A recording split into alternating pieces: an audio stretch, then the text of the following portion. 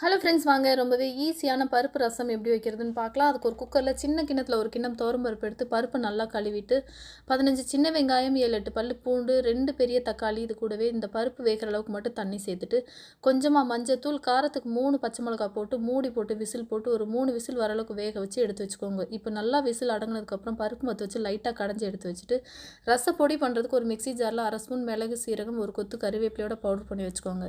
ரசம் தாளிக்கிறதுக்கு ஒரு கடாயில் கொஞ்சமாக எண்ணெய் சேர்த்துட்டு கடுகு வெந்தயம் காஞ்ச மிளகா கறிவேப்பிலை எல்லாம் போட்டு தாளிச்சதுக்கப்புறம் ஒரு பெரிய வெங்காயம் பொடியாக கட் பண்ணி சேர்த்து நல்லா வதக்கிக்கோங்க. இப்போ ஒரு பெரிய லெமன் சைஸ் புளி நல்லா கரைச்சி எந்த அளவுக்கு ரசம் வேணுமோ அந்தளவுக்கு தண்ணி சேர்த்து கரைச்சி தாளித்து விட்டதுக்கப்புறம் ரசத்துக்கு தேவையான அளவு உப்பு சேர்த்து நல்லா பச்சை வாசனை போகிற அளவுக்கு கொதிச்சோடனே அரைச்ச ரசப்பொடி இது கூடவே பருப்பையும் சேர்த்து ஊற்றிட்டு நல்லா கொதிச்சோடனே கொஞ்சமாக பெருங்காயத்தூள் தூவிட்டு நல்லா கொத்தமல்லி தலை தூவி இறக்கிவிங்க. ரொம்பவே டேஸ்டான பருப்பு ரசம் ரெடியாகும். இந்த ரசம் சாதத்து கூட வச்சு சாப்பிட்றதுக்கு ரொம்ப நல்லாயிருக்கும். கண்டிப்பாக ஒரு வாட்டி செஞ்சு பாருங்கள். தேங்க்யூ.